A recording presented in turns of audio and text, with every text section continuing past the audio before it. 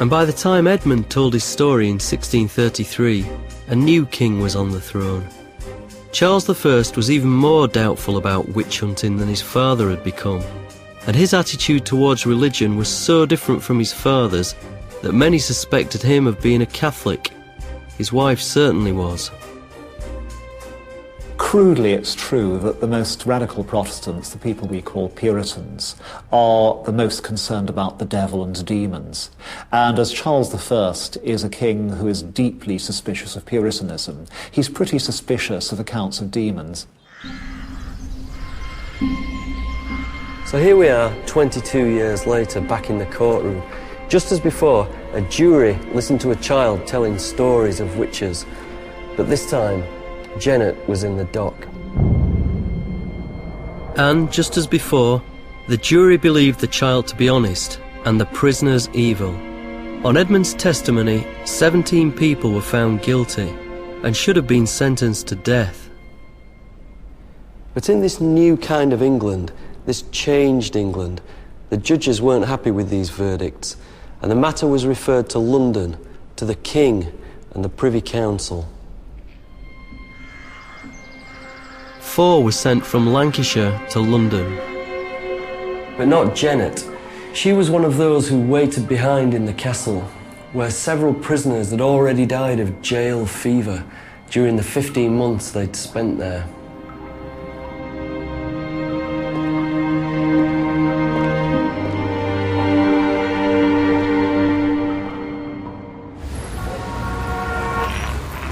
London in 1634 would have been another world for the women of Lancashire. When they arrived, the 4 were held in the Fleet Jail. While they were there, a pair of playwrights immediately produced a play called The Witches of Lancashire, featuring the story told by little Edmund. They got the play on stage so quickly that while the women were behind bars, on show to the public for a penny or two, the piece was already being performed. Londoners could go to the jail in the morning to gope at a witch or a northerner, and then go and see a play about them in the afternoon. It was the complete entertainment package.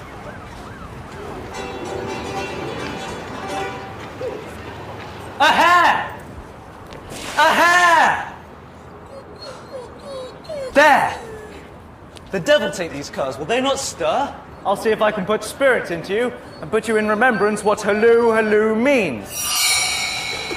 Now, bless me heaven, one of the greyhounds turned into a woman, and the other into a boy. You have served me well to swinge me thus. You young rogue, you have used me like a dog. Oh, not you, a witch. The power of stories never ceases to amaze me. A young lad in rural Lancashire tells his tall tale. The next minute, it's a play in London. Help! Help! Help! Help! Help! It's interesting that although in 1634 most people still believed in witches, they were able to laugh at them. That would never have happened in 1612.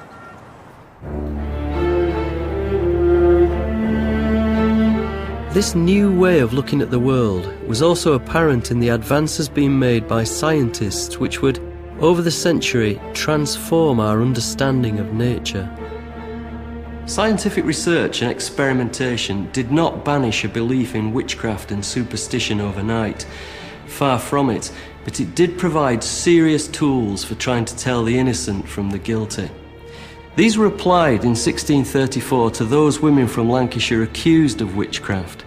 And this was one of the earliest ever cases of what came to be known as forensic science, science relating to the law courts.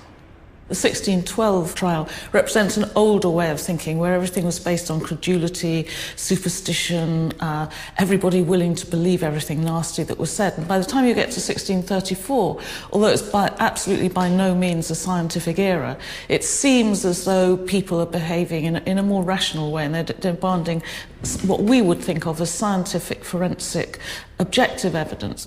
What is shifting in the 17th century slowly and by fits and starts, is a belief that you have to demonstrate something physically, that if you can't demonstrate it in medicine, you cannot use it as evidence.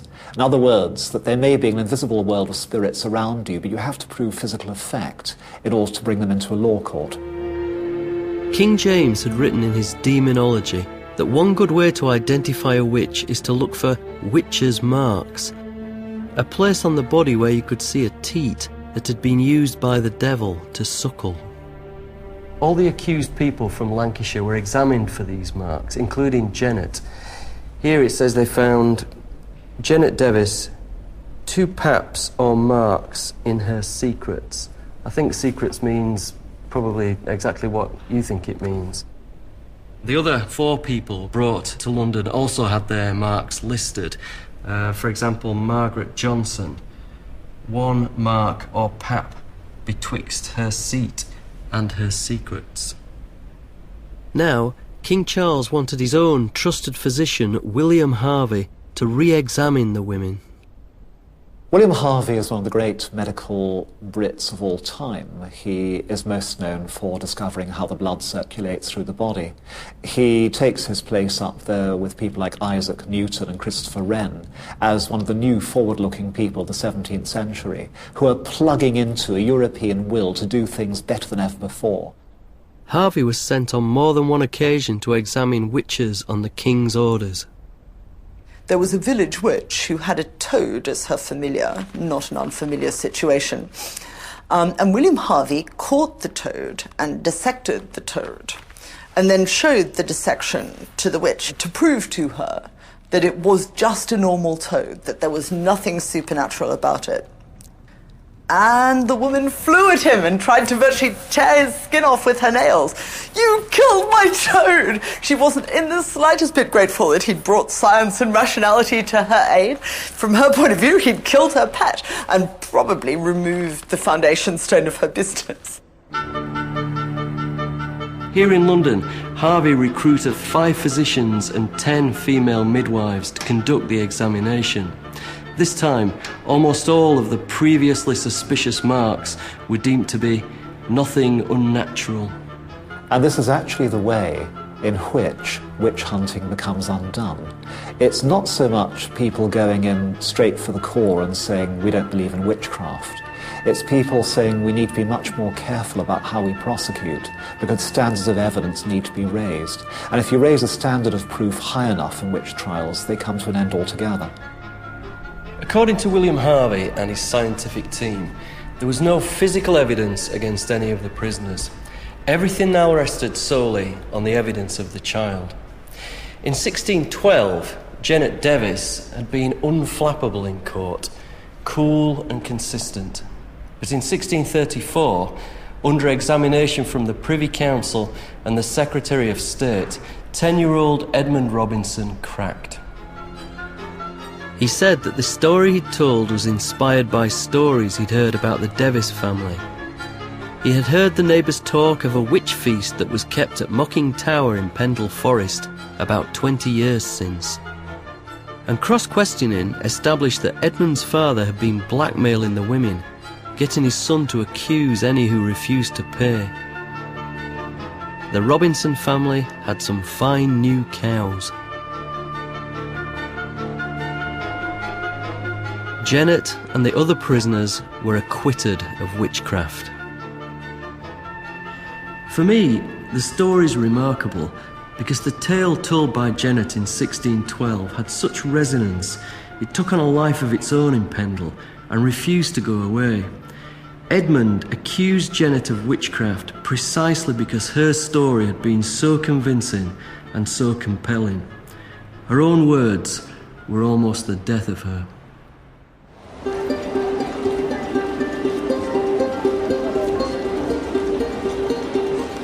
Since the time of Jennet Devis, we've become less credulous of magic and more rigorous in our demand for empirical evidence.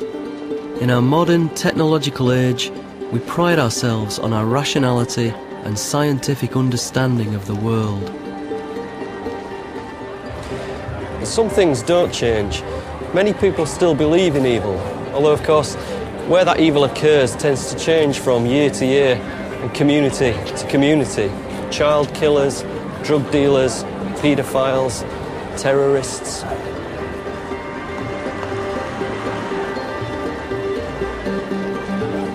Many still consider such evil to be the work of the devil.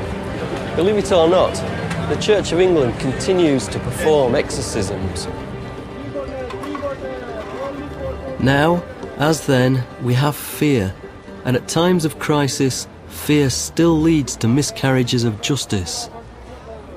When we hear a story like the Lancashire witch trials from the first half of the 17th century, it's easy to feel distance from this strange alien world where people believed things that we don't believe and acted in ways that we might consider to be barbaric.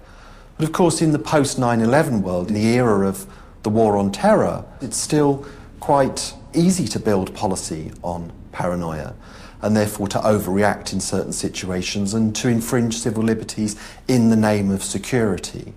So that in situations where we do feel threatened by the enemy within, the people all around us who might be trying to undermine Western civilization, we can easily find ourselves behaving in ways which are frighteningly similar to the ways in which some of those people behaved in Pendle in 1612 or 1633. So what about Janet Devis, the Lancashire child at the heart of this story? Did she walk away from 2 witch trials unscathed? Perhaps. In the prison records of 1636, Janet and some of the others acquitted of witchcraft were still imprisoned. Lancaster Castle inmates had to pay for their board and stay until the debt was cleared, which for someone like Janet might have been impossible. There are no more records of Janet Devis after 1636, but we do know that her legacy lived on. 3,000 miles from Lancaster, 19 people were hanged in 1692. These witch trials in Salem, Massachusetts, were perhaps the most infamous in history. Most of the evidence was given by children. On the Salem magistrate's table was Dalton's Country Justice, suggesting children were suitable witnesses in trials of witches, and citing Janet Devis, 1612.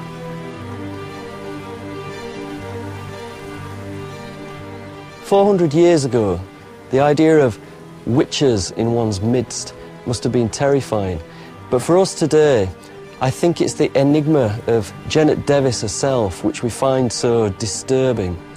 We'll never know why she said what she said, but that desire to believe her was born out of the kind of wild and irrational fear that can turn neighbour against neighbour and relative against relative and can make, well, demons out of all of us.